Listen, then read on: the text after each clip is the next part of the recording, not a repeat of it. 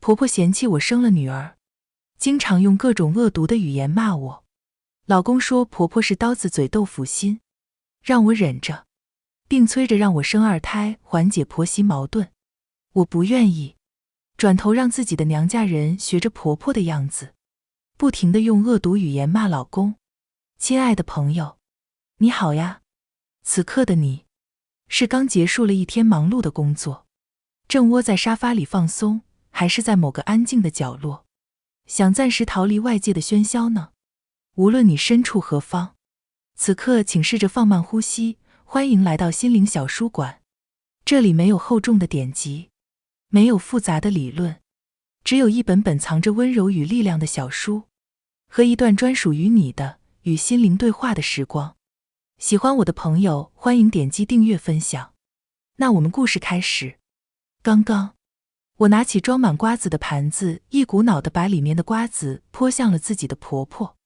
婆婆躲闪不及，被迎面泼中，瓜子击中婆婆后噼里啪啦地掉地，地上因此一片狼藉。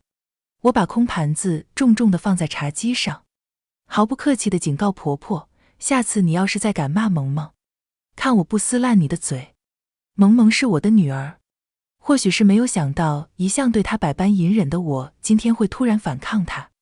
婆婆惊讶地看着我，抬起手颤抖地指着我，你，最后硬是没有说出一句话来。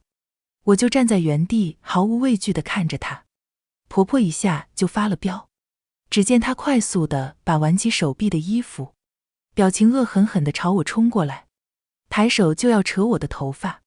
我本能地用力推了她一把，她一个趔趄，一屁股重重地摔在了地上。婆婆坐在地上，抬着头看我，语气满是愤怒，你疯了？我不过是说了那小赔钱货2句，你竟然敢打我！婆婆激动得唾沫横飞，我被婆婆的话彻底激怒了。我红着眼看着她，你再说一个试试。婆婆看我彻底怒了，并没有收敛自己的态度，反倒嚣张地对我说，说就说，你一个赔钱货生了一个小赔钱货，将来这个小赔钱货肯定也是生不出儿子的，你们母女都是赔钱货。我废话不多说，随手就操起茶几上的玻璃烟灰缸，指着婆婆道，我让你嘴贱。在楼上听到动静的老公匆忙从楼上下来，一看我的架势，吓得赶紧拦住我，老婆，你干什么？妈不就是和平时一样骂几句而已，你忍着点，事情不就过去了？今天你生这么大的气做什么？说完就试图拿走我手里的烟灰缸。听到动静的公公也从房间里出来了，在一旁打圆场道，媳妇儿，你妈不就是说了几句不太好听的话吗？她是长辈，你听着就是了。现在是在做什么？难道你真的要打你妈不行？就为了这点小事？婆婆平时不管用多恶毒的话骂我，他们都是眼不见为净，躲在房间里不出来。现在听到我反抗婆婆，知道婆婆示弱了，2个男人就都出来拦着我了，生怕婆婆被我欺负一般。我对着老公怒吼，你就知道护着你妈，你是萌萌的爸爸，你妈刚才骂萌萌的时候，你怎么不出来替她说句话？平时她骂我就算了，萌萌才3岁，她凭什么用这么恶毒的话把萌萌骂哭？老公知道自己理亏，选择了默不作声，但是还是把我手里的烟灰缸抢走了。事情的起因是，刚才3岁的女儿和邻居家的小男孩在家门前的院子里一起玩，突然院子里就响起婆婆嫌弃的声音，笑什么？你个赔钱货，你以为你和他一样吗？人家是儿子，长大了可以给他们家继承香火的，你个女娃子长大了就是别人家的，我们现在就是白白养你吃，白白养你住的，你现在还有脸笑？随后就听到女儿萌萌的哭声，哭什么？要怪就怪你妈没用，儿子都生不出，生出你个赔钱货，惹我讨厌。自从我生了女儿之后，重男轻女的婆婆就开始嫌弃我们母女，经常用各种不堪的话来骂我。老公李威把这一切都看在眼里，面对婆婆的无理取闹，她在婆婆面前始终保持沉默，没有替我说过一句话，每次只会躲在房间里破我。妈妈她这个人就是嘴巴毒了些，她的心不坏的。她骂你，你不用理她，忍忍这件事就过了。老婆，你的心情我可以理解的，但是你也不想因为这点小事就和我妈闹翻，让我夹在中间难做吧？你也站在我的角度为我考虑考虑吧。没事的，我妈是我妈，我们过好自己的小日子就行了。被她骂两句你也不会少块肉，我们忍着就行，让她骂过瘾了，她就消停了。诸如此类让我忍下婆婆辱骂的安慰话语，听得我耳朵都起茧了。考虑到我和婆婆毕竟住在一起，不想和婆婆闹得太僵，尽管心里百般不愿，但是为了不让老公为难，我竟生生忍下了婆婆的各种辱骂。谁知老公的态度和我的隐忍，就像默许了婆婆可以随意辱骂我一般。婆婆之后更是肆无忌惮地辱骂我，最后发展成在家里骂我，当着周围邻居众多人的面也嚣张地把我骂得体无完肤。尽管婆婆这般如此，我依旧没有底线地忍着。只是我没有想到，随着女儿的长大，婆婆把攻击的目标换成了女儿萌萌。女儿是我的心头宝，婆婆这次算是真的把我惹毛了，于是就有了我前面的爆发。面对默不作声的老公，我早就习惯了，毕竟他在他妈面前就没有真正的硬气过一回。我看着婆婆被公公从地上扶起来，坐在了沙发上，我愤怒地推开老公，快步走到婆婆面前，妈，你今天必须和萌萌道歉，并保证以后都不许再骂萌萌。一听我的话，婆婆不乐意了，一下从沙发上站起来，我凭什么要和那个小赔钱货道歉？我的怒火腾的一下又烧了起来。好啊，你今天要是不道歉，我们就分家，我们会搬出去住，该给的赡养费我们肯定会给你，但是别的钱你们休想再从我这里得到一分。当初嫁给老公李威之后，我们在县城买了一套房，每个月都会按时给公公婆婆寄生活费。后来我怀孕了，婆婆不知为何硬要我们把县城的房子卖了，搬回去和他们一起住。她说搬回来一起住方便她可以照顾我，我肯定是坚决不同意的。可是不知道婆婆使了什么法子，老公无论如何都要搬回去和婆婆住。为此我和老公李威不知道吵了多少架，莫成想最后李威竟然背着我把房子偷偷卖了。怀孕的我气得差一点流产，为了保胎，我只能和公司申请停薪留职。婆婆知道后竟然亲自上门把老公教训了一顿，随后拉着我的手一口一个的保证我回家住后肯定会把我照顾好。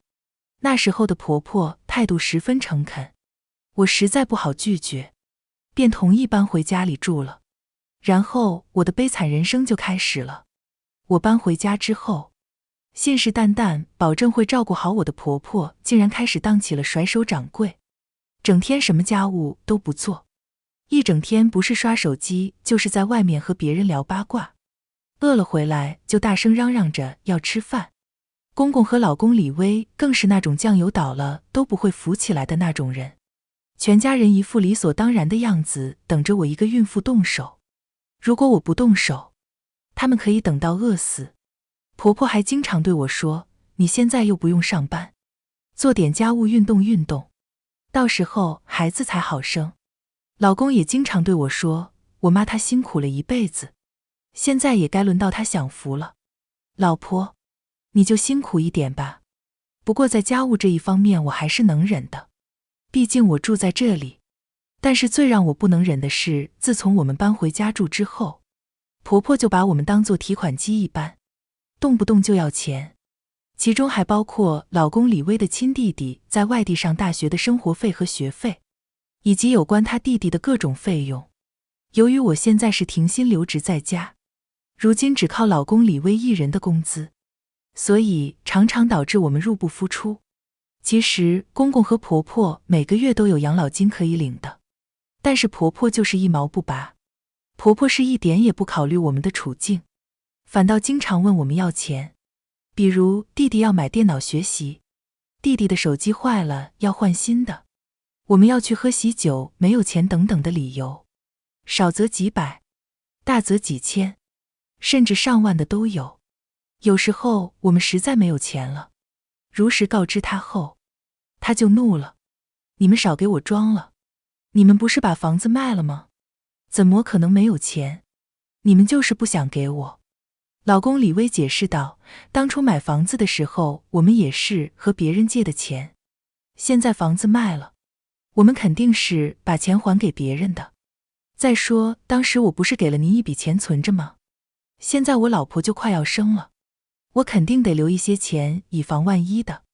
婆婆根本不听老公的解释，固执的就是认为我们有钱不给她，开始和老公李威各种闹。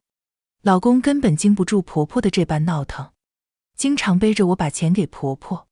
我无意中还听到当初老公坚持卖房子是因为婆婆答应把家里的老房子过户给他，让他把卖房子得到的大部分钱都给弟弟，因为弟弟要出国留学，那可是好100万呢。说是等弟弟留学回来了肯定能挣大钱，那时候弟弟肯定会很感激他这个做哥哥的支持，到时候钱还是会回来的，而且肯定是翻倍回来的那种。其实不用动脑子想都知道婆婆这是给老公李威画大饼呢。偏偏老公是个妈宝男，一点主见都没有，乖乖的就把钱都给了弟弟，他们还自以为是的以为我不知道。现在听到我要分家，婆婆的眼里明显多了一丝慌乱。她当然慌了，如果分了家，她就没有人伺候，也没有人当冤大头一直给她钱花，她只能虚张声势地对着我大吼，你当我和你爸是死的吗？这个家还轮不到你做主，想分家？没门！我不甘示弱地顶回去，不分也行，那你今天必须和萌萌道歉。婆婆瞪了老公一眼，对着他吼，阿威啊，你倒是管管你老婆啊，真的一点都不把我们放在眼里吗？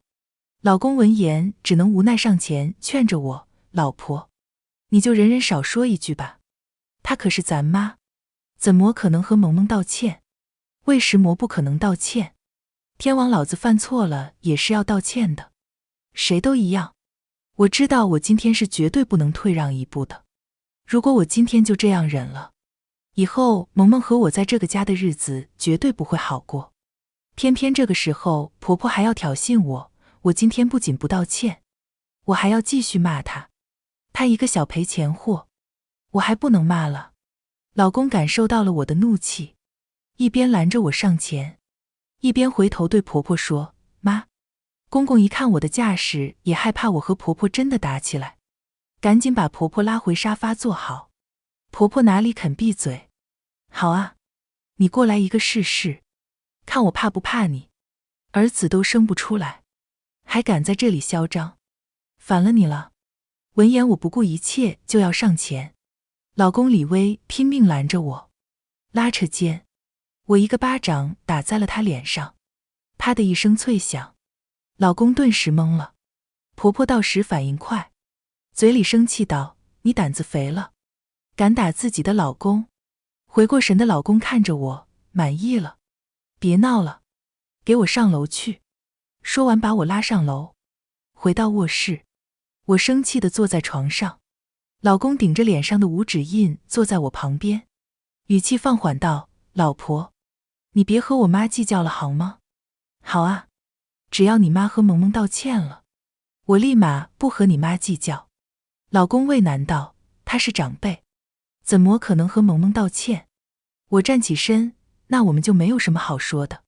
我找出行李箱，开始收拾行李。老婆，你这是做什么？我不看她，一边收拾行李一边说，我带萌萌回娘家住几天。老公顿时紧张了，当初结婚的时候，娘家的人就不同意，特别是我哥。我哥这个人一向看人很准，他说李威这个人看着就是没有担当的人，只是当时我被恋爱冲昏了头脑，不顾一切要嫁给李威，家里人没有办法，只能同意。但是我哥不放心，带着舅舅表弟等一众亲戚警告老公结婚后要对我好，要不然不给他好果子吃。在外一向胆小怕事的李薇根本经不住我哥的下。结婚后看到我娘家人一直是畏头畏脑的，最后更是尽可能的避免和我娘家人见面，就算逢年过节的也甚少出现在我娘家。他心里清楚，我要是这样回了娘家，我哥他们肯定不会放过他，于是他的语气放得更低了。老婆，我们好好商量一下嘛，你别着急回去啊。我收拾好行李，给他下最后通牒，没什么好商量的。你妈什么时候给萌萌道歉，我就什么时候回来。说完，我拿着行李下楼。婆婆看到我拿着行李，老公在后面追，语气嚣张道：阿薇啊，他要走就让他走，你拦着做什么？老公都敢打，我看他是疯了。我回头狠狠地瞪了婆婆一眼，随后去邻居家找女儿。邻居家的媳妇看到我拿着行李过来，小声对我嘀咕道：你这婆婆真是太过分了。我算是开了眼了，现在都21世纪了，竟然还有这么严重的重男轻女思想。难道他家是有皇位要继承吗？我匆匆和他道了谢，一心只想带着女儿回娘家。回到娘家后，爸妈看到我拿着行李回来，又不见李薇的人，知道我们肯定吵架了，便打电话给哥哥让他回家。没多久，哥哥就带着嫂子赶了回来，大家都急切地关心我。看着爸妈担忧的眼神，我现在是后悔万分。我流着泪，一股脑地把这些年在李薇他们家受到的委屈说了出来。妈妈抱着我，眼泪满是心疼地说：你受了这么多的委屈，为什么不早点和家里说？我和你爸早就等着你开口了，就想着你什么时候开口，我们就立马冲去李家替你讨说法呢。哥哥和爸爸听了之后，立马生气的就要叫上亲戚，想要上门找李薇他们一家理论，被我拦了下来。看到娘家人的表现，我心下感动坏了。这些年我给父母打电话一直报喜不报忧，就是生怕爸妈知道我过得不好难过，替我着急上火，却不曾体会到爸妈早就已知晓我所受的委屈，却只能眼巴巴地看着我受委屈的无力感。现在我是彻底的幡然醒悟了，我当初就应该听家里人的话，不该和李薇结婚的。哥哥看我哭得伤心，忍住怒火道：你现在有什么打算？我止住泪，语气坚定道：我要和李薇离婚。爸妈听后立刻表示支持，你要是真想和他离婚，我们支持你。我和你妈还年轻，你带着萌萌回来，爸妈养着你们。哥哥听后说：离婚也好，李薇他妈的性格一时半会的肯定改不了，你和萌萌回去肯定还是要继续受他欺负的，只是便宜了李薇这小子。我现在恨不得把他揍一顿替你出出气。我心里也不服气，这么多年的委屈不能平白无故的忍下了。爸妈，这婚是肯定要离的，但是这口气我肯定也要出的。我现在有一个计划，需要你们所有人都变成李薇妈妈一样的恶人，你们就像李薇妈妈一样，不停地用恶毒的语言攻击李薇，我也要让她好好体验一下我和萌萌的真实感受。爸妈和哥哥听了我的计划后，纷纷表示愿意配合，我的全员恶人计划拉开了序幕。第二天，李薇给我打电话让我回家，我在电话里告诉她我想通了，决定再一次忍下婆婆的辱骂。李薇听了之后，在电话里高兴地表示立马过来接我回家。她一进门，我妈就把她叫住：你怎么还有脸啊？你妈这样说你媳妇和女儿你都能忍，你算什么男人啊？李薇愣住了，你妈她是文盲啊？难道她不知道生男生女是由男方决定的吗？生不出儿子明明就是你的种子不好，怎么还有脸怪我女儿呢？我妈平时虽然不待见她，但是为了我好，对她还算客气。李薇被我妈的气势吓到了，只能乖乖地说：妈，我知道错了。我妈可不打算就这么放过他。你知道错了，回家就让你妈好好管住她的嘴，别一天到晚没事找事的说你老婆和萌萌。我女儿能忍她，我可不惯住她，到时别怪我不客气。李薇没有办法，只能用眼神求助我。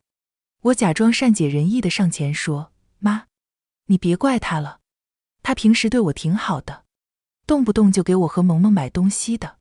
李薇以为我在替她说好话，赶紧点头附和道，对对对，妈，我平时对他们都挺好的，他们喜欢什么我就买什么给他们的。我妈一听不乐意了，板着脸生气道，李薇儿，让我说你什么好呢？我看你心里就没有我这个丈母娘母。自从你和萌萌妈结婚到现在，我收过你一样像样的礼物吗？我可是听萌萌妈说了，你可是给你妈买了金镯子金项链的。怎么？我不是你妈？我不配戴你买的金镯子金项链是吗？面对我妈的一连串质问，我赶紧上前对老公说，你说句话儿，还想不想我和你回去了？李薇一咬牙，当天带着我妈去买了一个金镯子回来，又给我爸买了茅台酒和2条好烟。回到家看着一脸肉疼的李薇，我心里乐开了花。李薇以为买了东西就没事了，催促着让我回家。我趁她不注意，赶紧打电话把我哥叫来。我表面上答应他，然后磨磨蹭蹭地收拾行李，直到我哥赶来。我哥一到家，李薇立马唯唯诺诺地上前恭敬地叫了一声哥。我哥面无表情地问，你怎么在这里？李薇立马和我哥道，哥，我来接萌萌他妈回家的，今天我还给咱妈买了金镯子，给咱爸买了好烟。李薇以为会得到我哥的夸奖，谁知我哥道，算你小子识相。那我的呢？李薇慌了，啊，怎么没有给我准备？是你看不起我，认为我不配？面对我哥的质问，李薇手足无措地站在原地，不知如何是好。我适时地又站了出来，老公，你给我哥发个大红包，就说是给乐乐我侄子的。老公闻言立马用感激的眼神看着我，掏出手机给我哥发红包。我哥看了一眼手机，直接点击接受，可以，那就留下来吃个饭再走吧。李薇松了一口气，赶紧答应下来。饭桌上李薇被我哥灌醉，不得不在我妈家住下。第二天一大早，我哥就以要帮妈妈干农活为借口，把还未睡醒的李薇叫起来，带着她下地。我等到中午才看见李薇满身脏兮兮，一脸疲惫的回来。从小就没有吃过什么苦头的李薇，一看就被我哥整得很惨。我拼命压下疯狂上翘的嘴角，对着她说，快吃饭吧。李薇随意吃了几口，便回卧室睡觉了。趁着李薇不在，我对着爸妈和哥哥竖起了大拇指。哥哥还不解恨道，就这对那小子都是亲的呢。我赶紧安抚哥哥道，哥哥不急，我们还有一些时间，够你慢慢玩的。之后我和李薇带着萌萌回了家。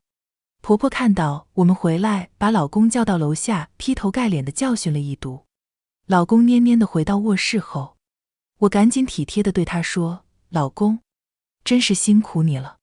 没事的，妈就是这样，她也是为了你好的，你忍忍就好了。李薇没有听出我话里的意思，点点头说，老婆，要不我们生个2胎吧？怎么突然说这个？李薇无奈道，妈她就是想要一个孙子，要是你给她生了2胎，她就肯定不会再骂你，我也不用夹在你们中间左右为难了。我点头，这倒是一个解决办法，但是如果生出来的还是一个女儿怎么办？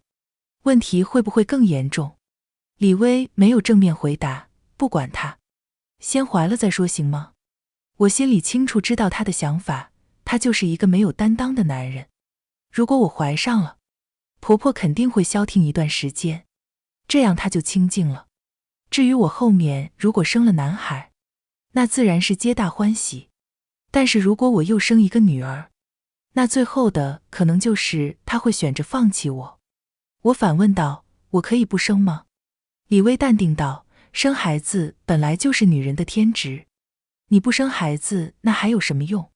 最后是只能放弃的。再说了，我作为家里的长子，肯定是也想要一个儿子的。我被李薇的话震惊了，当初我的脑子肯定是进了水，眼睛被江湖粘住了，才会看上李薇这个人。还好我醒悟得早，要不然我的一辈子有可能就毁在李薇他们一家的手里了。我假意服软道，我知道了，我会再生一个的。只是我最近被你妈骂的身体很不舒服，心脏也经常疼，可以等我身体好些了再怀行吗？或许是知道我确实被婆婆气得不轻，李薇竟然同意了。随后的日子，应该是李薇把我愿意生二胎的消息告诉了婆婆，婆婆竟然不再主动骂我，对我的态度更是有所缓和。我和萌萌在这里的日子竟然开始变得舒坦起来。反观李薇就不一样了，全员恶人计划开始后，爸妈和哥哥开始以各种借口叫李薇回娘家做事，并开始学起婆婆之前对我的态度，对李薇动不动就是不堪的语言辱骂她。每每李薇从娘家回来，脸色都很憋屈，拼命和我抱怨娘家人对她的不公。我心里开心，表面却温柔地安慰道，老公，我爸我妈他们都是为了你好，没有恶意的，他们就是还在生气之前你对我不好，这段时间你就先忍忍，让他们说两句，说完了他们心里舒坦了，这件事就过了，行吗？我的话让李薇挑不出一点刺，她只能不情不愿道，行吧，为了老婆我就忍了。我真的被她恶心到了，不知道的还以为她是有多爱呢。嘴上说着忍着，但是被爸妈叫回娘家的次数多了，她害怕了。爸妈打来电话让她过去的时候，她便开始找各种理由推脱。我们怎么可能轻易放过她呢？我哥亲自去她上班的地方等她下班，带着她过去，在语言上不经意地警告了她一番之后，李薇最终还是乖乖地去我娘家等着挨骂。这段时间李薇整个人明显憔悴了很多，饭也不能好好吃，晚上睡觉的时候，梦里都是在满口拒绝回我娘家的话。看着李薇睡梦中的样子，我赶紧躲进被窝里，生怕自己笑出声把她吵醒。全员恶人计划出战告捷，终于在一个晚上，李薇从我娘家回来的时候爆发了。她气急败坏地进门，找到我，满脸愤怒道，老婆，你能不能管管你娘家的人了？再这样下去我真的忍不了了。我假装不知道情况反问她，怎么了老公？李薇生气地说，你不是都知道吗？还问，你爸你妈还有你哥他们是不是心里有毛病啊？不管我做什么，逮着我一个人使劲骂，我都要被他们的唾沫星子给淹没了。我差一点就笑出了声，还好我忍住了。我假装委屈道，你怎么能这么说他们？他们可都是我的亲人，不就是说你几句吗？你又没有少块肉，你就不能为了我忍忍吗？他们能有什么恶意？你看你妈之前骂我和萌萌，你都叫我们忍了，现在你为什么不忍啊？李薇被我的话气得脸上红一阵白一阵的，那能一样吗？我凭什么要忍？又不是我妈。我点点头，按你这么说，你妈也不是我妈。下次她再骂我，我肯定是不能忍的。你可别再拦着我了。李薇生气地甩甩手，你这不是无理取闹吗？我不和你废话，一句话你到底管不管他们？我摇头，老公，你就忍忍嘛，别让我夹在中间为难行吗？好，你不管是吗？那我就告诉我妈去。说完他打开房门，对着楼下大喊一声妈。看来他确实气得不轻。也对，他忍着不爆发的时间可比我预计的时间长呢。看来我的计划要收尾了，我决定不演了。我学着他的话阴阳怪气道，那我就告诉我妈去。李薇没有想到我突然变脸，冲着楼下又是大喊，妈，妈，你快上来啊！我继续嘲笑他，你还小啊，有事没事就叫妈。萌萌都没有像你这么爱叫妈的。听到动静的婆婆终于上了楼，原本还满脸怒气的李薇看到婆婆后，竟然哇地哭出了声，拉着婆婆的手就开始哭诉起来。妈，他娘家人欺负我，他也欺负我，你快帮帮儿子吧。婆婆一看自己宝贝儿子哭了，赶紧询问事情经过。李薇添油加醋地把这段时间她遇到的事情统统说给了婆婆听。我赶紧给爸妈发去资讯，大致内容就是让他们带着哥哥赶紧过来。婆婆听完之后火冒三丈质问我，好啊，我就说你怎么会突然同意生二胎呢？原来在这里等着我们家李薇呢，你这个恶毒的女人。我没有想到婆婆还挺聪明，一下子就知道我的计划了。站在旁边的李薇还傻傻地问着她妈，妈，你在说什么？她是故意的。婆婆一脸恨铁不成钢地说，我的傻儿子儿，她就是故意让他们娘家人骂你的，她答应给你生二胎肯定也是骗你的。李薇不可置信地问我，我妈说的是不是真的？我笑了，她说的是真的，我就是故意的，我就是要让你好好感受一下我和萌萌的心情。魏石魔，我对你们不够好吗？我彻底笑出了声，你怎么有脸说你对我们好呢？身为丈夫，萌萌的爸爸，在你妈用各种难听的话骂我们的时候，你在哪里？你只会躲在房间里面不出来，任凭你妈骂我们，不为我们挺身而出就算了，事后还一再让我和萌萌忍下来。忍什么忍？我们又不是忍者神龟。李薇脸色涨红，你什么你？还想让我给你生二胎，做你的春秋大梦？看着李薇脸色越来越难看，我得意地笑了。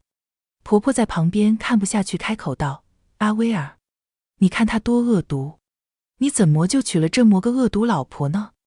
既然已经撕破脸了，看着婆婆恶毒的嘴脸，我当然也不打算放过去她。要说恶毒，我可比不上你。您多厉害啊，对着自己3岁的孙女张口闭口赔钱货的。怎么你不是女的吗？